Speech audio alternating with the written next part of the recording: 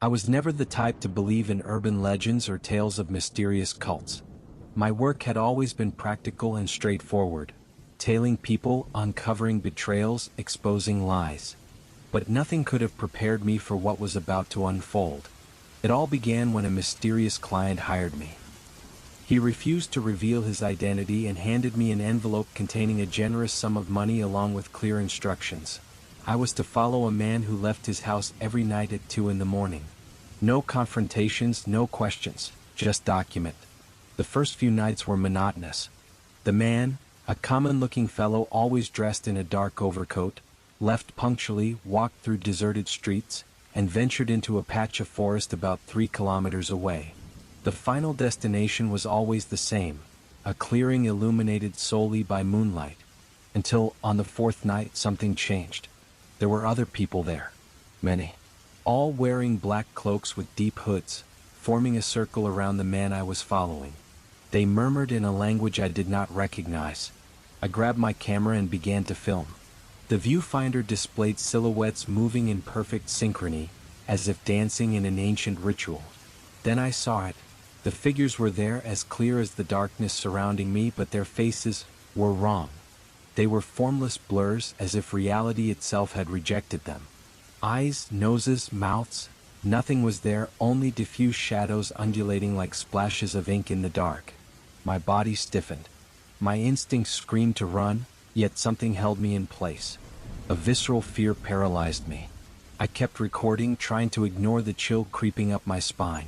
Then I realized they knew I was there. The murmuring grew, transforming into an unbearable hum. The camera trembled in my hands, and suddenly the viewfinder failed. The image warped into static, yet the sound remained. Whispers, countless overlapping voices repeating something my mind could not decipher, like a chorus of echoes from a bottomless abyss. I couldn't stay there. I ran back to my car, heart pounding in my chest as the air around me felt dense and suffocating. The hum still echoed as I finally started the engine and sped away. At home, I connected the camera to my computer, expecting to find proof of what I had seen. But the file was corrupted. The image had vanished, leaving only the audio, endless repetitions, words that logic insisted shouldn't exist, yet carried a weight of their own, as if something, or someone, were trying to breach the barrier of my consciousness. And that's how it all began. I didn't sleep that night. The sound of the whispers seemed ingrained in my mind. Every time I closed my eyes, I saw those faces, or rather, their absence. In the morning, I decided to investigate. I returned to the house of the man I had been following. Everything appeared normal. He left for work, chatted with neighbors, bought a coffee at the corner, a completely ordinary life. Yet something was off. As I observed him, I began to notice subtle details. Reflections in windows seemed delayed, like fragments of movements not matching his real body. I tested it with my camera. Nothing appeared unusual until something made me freeze. On the camera's screen, for a brief moment, his face blurred. My blood ran cold. It was only a fraction of a second, but I saw the same effect I had witnessed in the clearing, as if something was corrupting the reality around him. I turned off the camera and tried to compose myself. I needed to find out what was happening. Who were those people? Why were their faces wrong? In the following days, I began to notice strange patterns.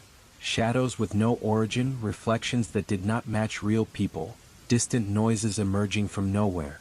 On the subway, in the market, even in the bathroom mirror, I saw them, not clearly but like fleeting shapes at the edge of my vision, as if the world were gradually unraveling.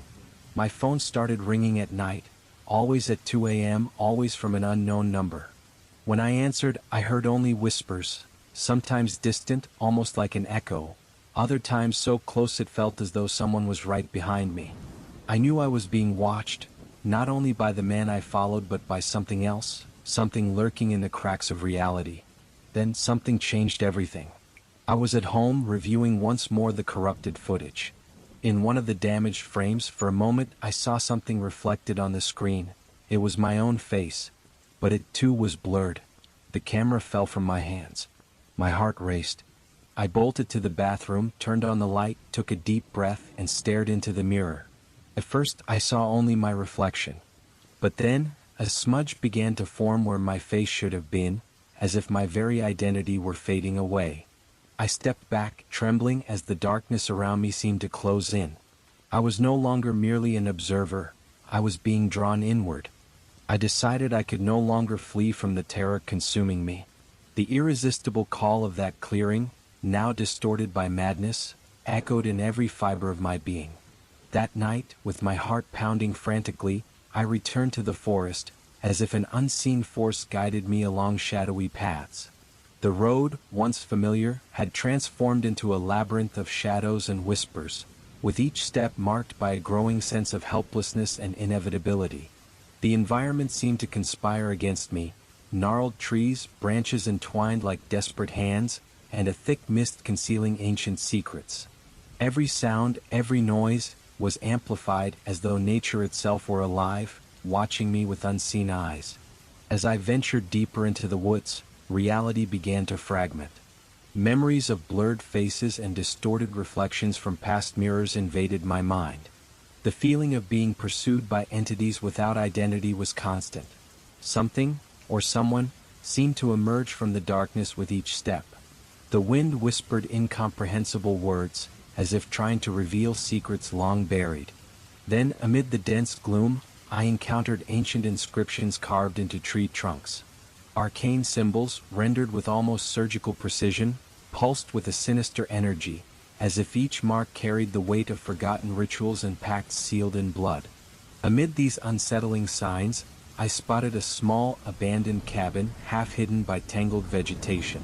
The structure, decrepit and scarred by time, exuded an odor of decay mixed with something indescribably foul, as if the very essence of madness dwelled within its walls. Driven by a mix of despair and curiosity, I pushed open its creaking door and stepped inside. There, the darkness was almost palpable, interrupted only by beams of light escaping through gaps in the loose planks. Every shadow danced irregularly, forming shapes that seemed to move with a will of their own, while a silence foretold impending doom. On the dusty floor, among debris and remnants of old rituals, I found a leather-bound diary with yellowed, fragile pages, its handwriting trembling with desperation. As I leafed through its pages, my heart raced upon reading disturbing accounts of the cult's origins. The diary recounted moonlit nights, invocations that opened portals to unknown dimensions, and rituals in which participants, stripped of their identities, surrendered their souls in exchange for a dark, incomprehensible power. Every word seemed imbued with the lament of damned souls, a testimony to eternal sacrifices in the name of a truth reason could never grasp. While reading, the heavy silence of the cabin was suddenly broken by sounds coming from all directions. Footsteps echoing outside and indistinct whispers filling the air, as if the night itself wished to partake in that macabre ritual. I felt then that I was no longer alone. Overwhelmed by anguish, the diary, once a source of revelations, transformed into a silent scream of warning. Every phrase pulsed with a sinister energy.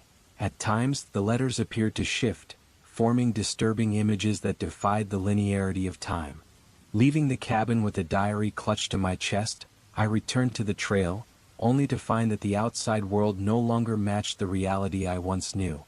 The forest, now immersed in a dense, almost supernatural mist, revealed twisted paths and landscapes oscillating between the tangible and the illusory.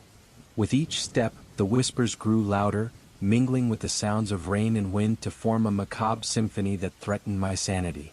The feeling that something was following me became unbearable, and my thoughts tangled in doubts.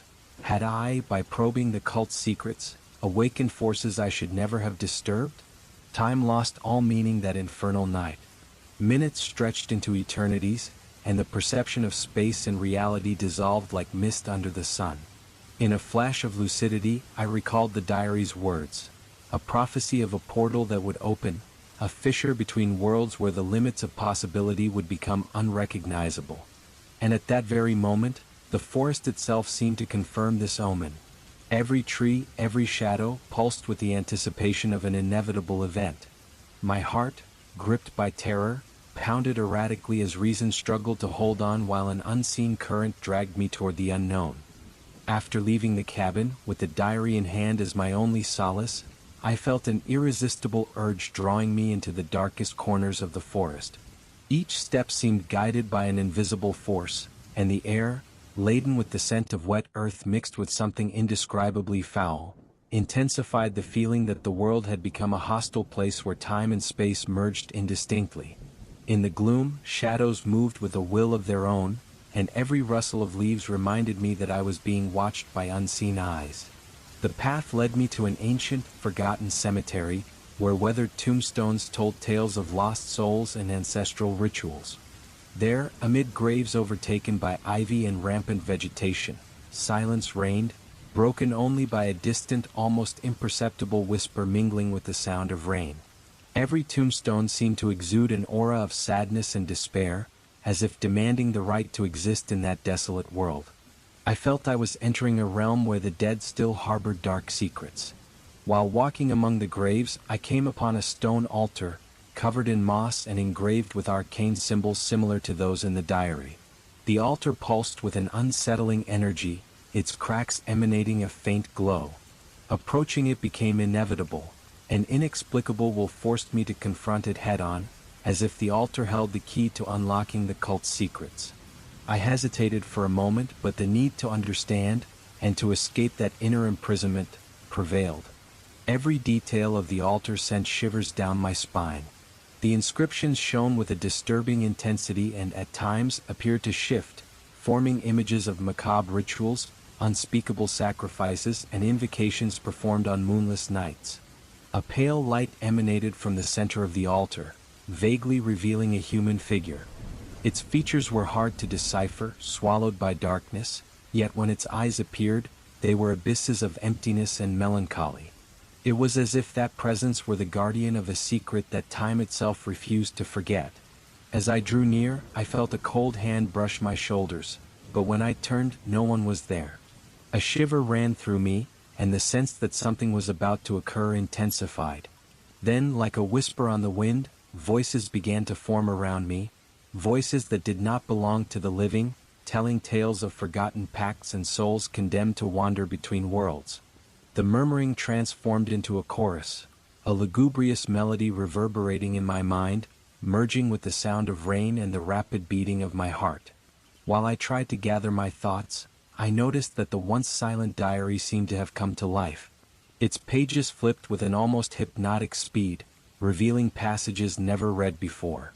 Words and symbols intertwined in a frenetic rhythm, highlighting one message. Sacrifice is the key. The portal will open when darkness becomes your only companion.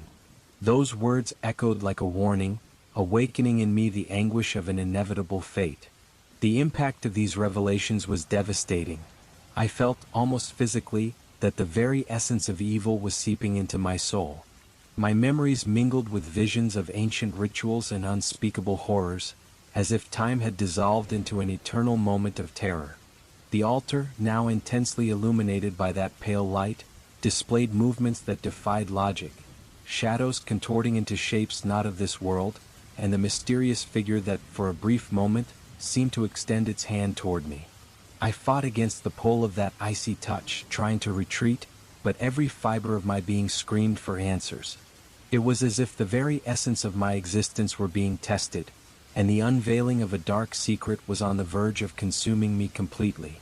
In that maelstrom of emotions, the figure at the altar tilted its head and, in a tone that blended authority with sorrow, whispered in my mind, "You have been marked. Darkness now dwells within you. Accept your fate and allow the truth to show you the path to redemption, or to eternal damnation." Those words pierced deep, shaking the very foundations of my sanity. I felt my once steady hands begin to tremble, as if the altar were tracing on me the outline of a ritual already sealed. Each breath became an effort, each heartbeat a reminder that I stood on the edge of something inescapable. The realization that my identity was dissolving before the vastness of that mystery was devastating. In a distorted reflection, I saw a man losing himself, fragmenting into multiple shadows. The trees around me seemed to lean in, as if bearing witness to the culmination of a destiny long written in the stars. The wind, now colder and sharper, carried the distant sound of a bell tolling, a cadence of a ceremony that transcended time. The altar pulsed with a primordial energy, and the sensation of being dragged into a vortex of darkness was overwhelming. Every element, sound, light, scent, converged into an inevitable point, as if all the forces of the universe conspired for me to accept the burden of sacrifice. The vision of that vortex, a pulsating portal opening between the tangible and the ethereal, revealed fragments of a forgotten past.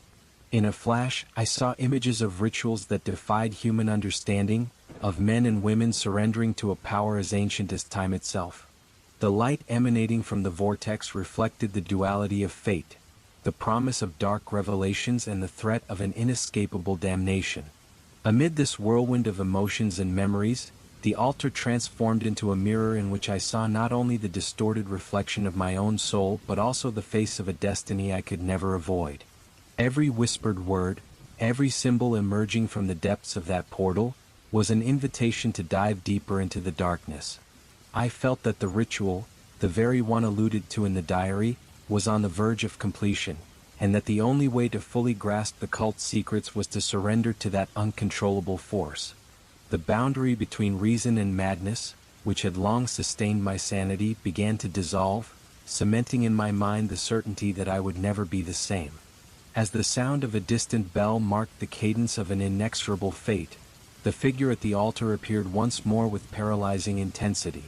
In a silence heavy with melancholy and solemnity, it repeated, "Accept the sacrifice, for darkness is now part of you. There is no return for those who dare to seek the truth beyond human limits." Those words, uttered like a solemn oath, echoed in my mind as I was inevitably drawn toward the abyss that opened before me. Every step toward the vortex seemed to merge my essence with the darkness, and I knew that from that moment on there was no turning back. The truth, with all its horrors and macabre beauty, was about to be unveiled, and I found myself at the epicenter of a ritual that defied existence. Amid this maelstrom of sensations, the final barrier between man and the abyss shattered, and with my heart in ruins and my mind teetering on the brink of insanity, I steeled myself to face the fate that the cult of the Faceless had long decreed. That night, when the storm finally subsided and the moon, pale and witness to horrors, appeared through thick clouds, I felt time become an illusion. I wandered aimlessly, guided solely by a trail of shadows that led me to this inevitable climax. Every step reverberated like a distant echo, and the air, imbued with the scent of sodden earth and imminent death, seemed to whisper secrets forgotten from ages past. My mind, torn between memory and delirium, struggled to distinguish reality from a continuous nightmare. The ritual reached its apex. The voices, once mere whispers, now formed a deafening chorus chanting ancient songs, as if hell itself had opened in a macabre performance. I, a prisoner of a preordained fate, realized that the boundary between good and evil, between self and the unknown, had dissolved. The altar, which had once been the stage for ancestral rituals, radiated a spectral, dazzling, and ethereal light, illuminating distorted faces and shadows moving with a sinister grace, like puppets in a horror play. As I drew nearer, every detail intensified the horror.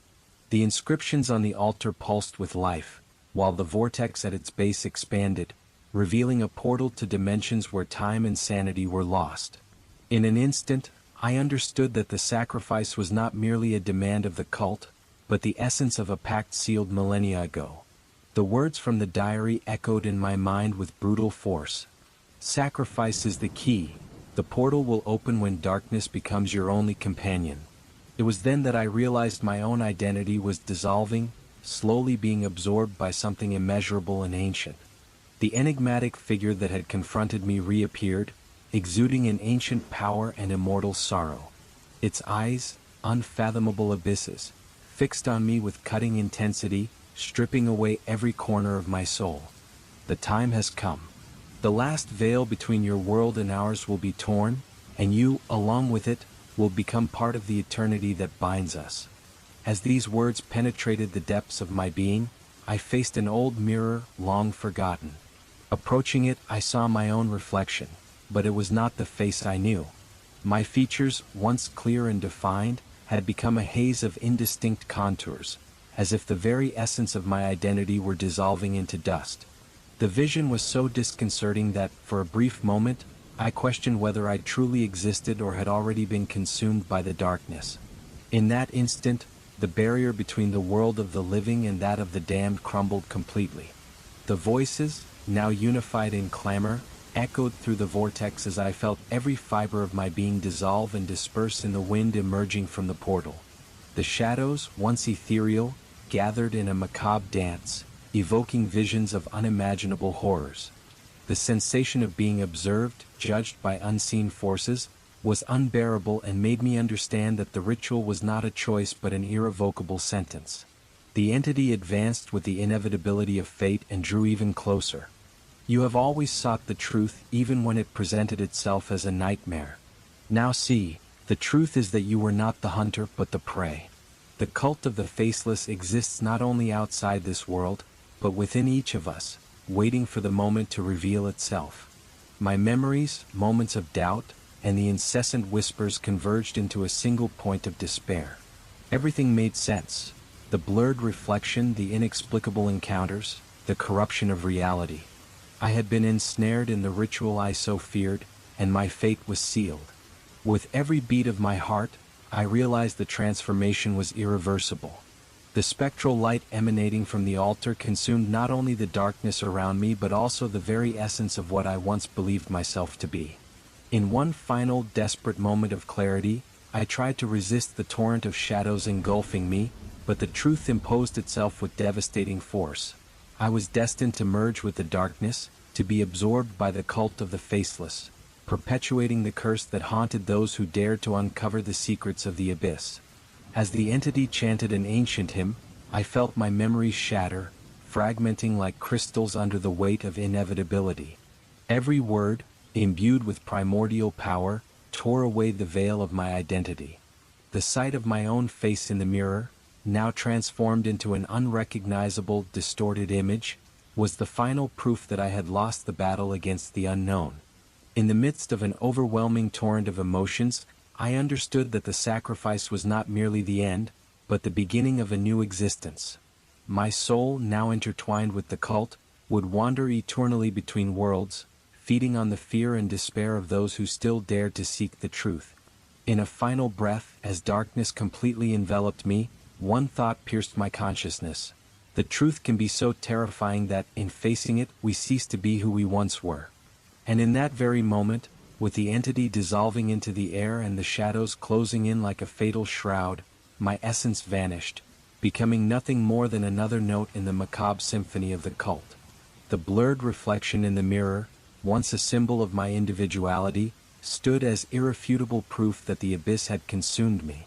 Thus, shrouded in eternal darkness and the echo of voices that would never be silenced, my existence became the final piece of the immortal ritual of the cult of the faceless, a never-ending cycle of terror, despair, and sacrifice. And as the last lights of reality faded, the only certainty remaining was that, in the battle against the unknown, the truth always exacts its price.